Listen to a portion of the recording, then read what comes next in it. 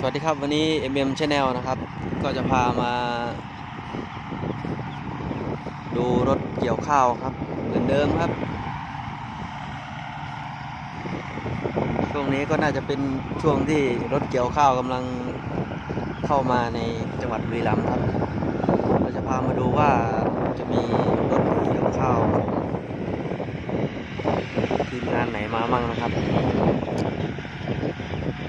คันนี้ก็น่าจะเป็น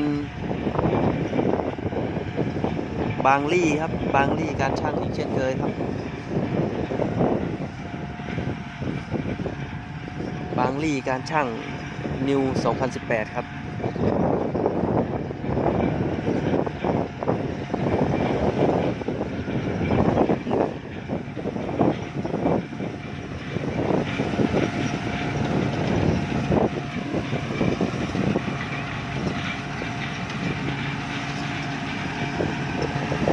สำหรับท่านผู้ชมท่านใดนะครับที่เข้ามาชมคลิปนี้แล้วนะครับอย่าลืมกดไลค์กดติดตามกดแชร์ให้ช่องMM Channel ด้วยนะครับ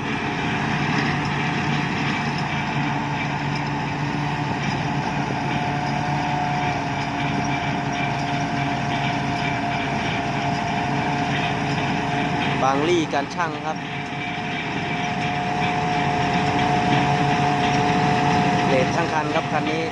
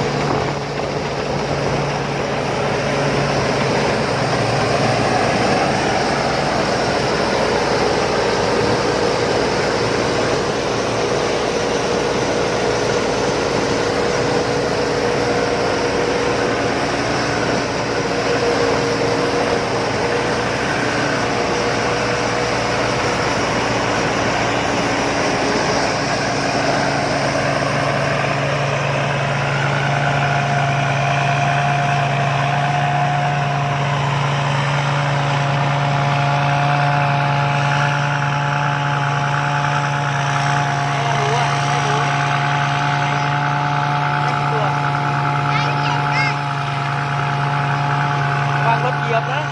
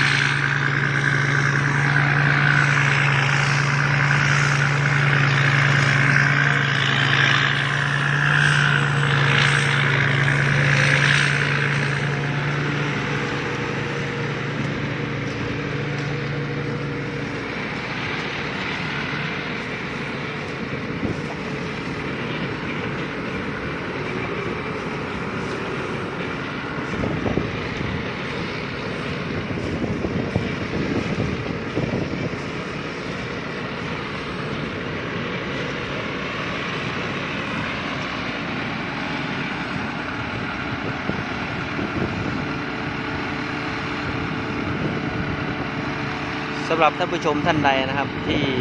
ชอบเกี่ยวกับเรื่องรถเกี่ยวข้าวผมก็ว่าคันนี้ก็ดูเท่ดูสวยงามดีนะครับอู่บางลี่การช่าง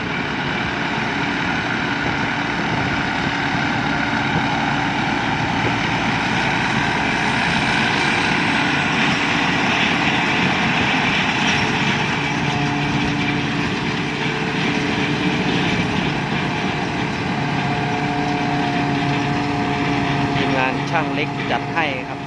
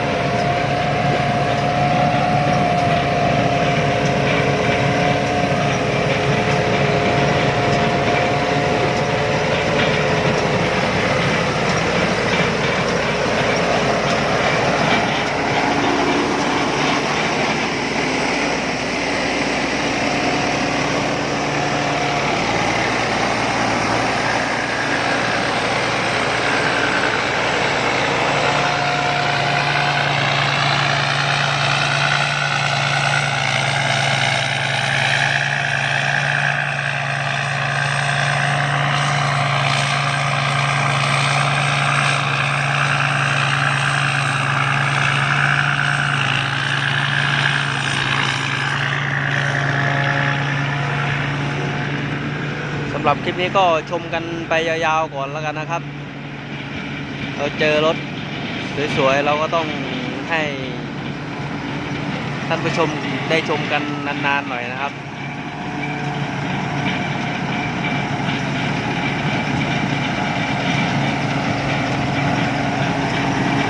บางลี่การช่างครับ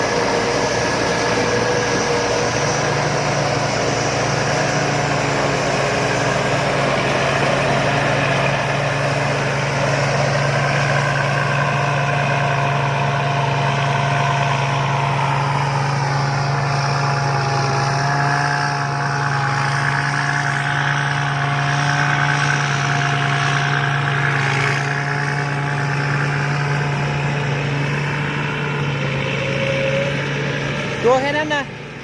หนูตัวแค่นั้นนะไม่มีหนูตัวใหญ่นี่ไม่มีตัวใหญ่นี่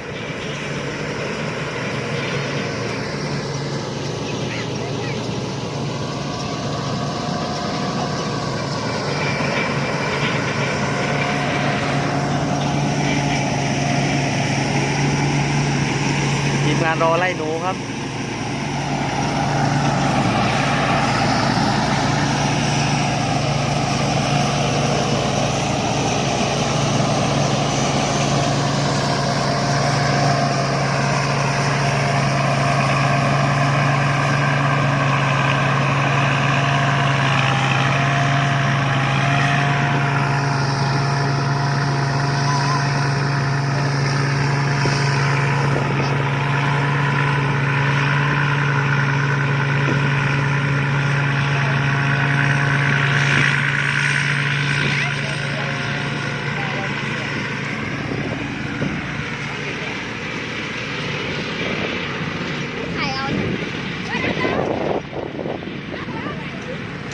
ช่องเย็นๆถาม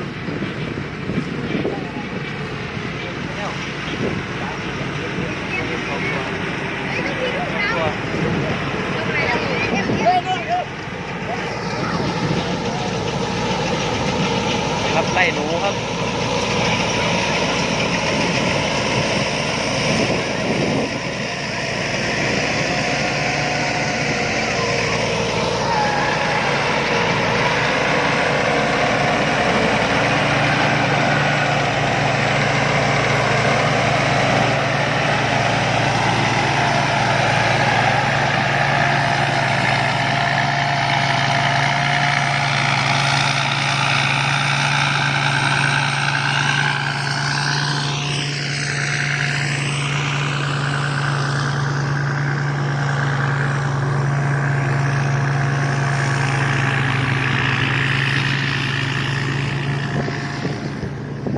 มีรถเกี่ยวก็ต้องมีทีมงานไล่หนูครับก็เมื่อกี้ได้หนูตัวใหญ่มากเลย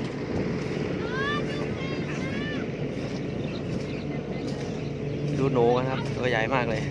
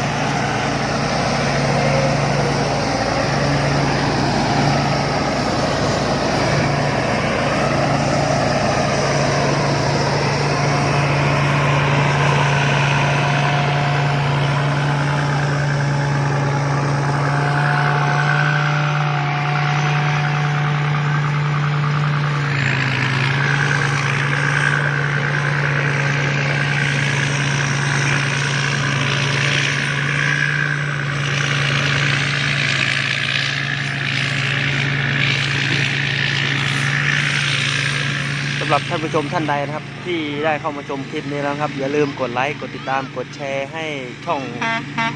FM Channel ของเราด้วยนะครับเพื่อเป็นกำลังใจให้เราได้ทำคลิปหรือว่าสร้างสรรค์คลิปให้ท่านผู้ชมได้ชมมาอย่างต่อเนื่องครับสำหรับคลิปนี้ก็ขอขอบคุณมากครับ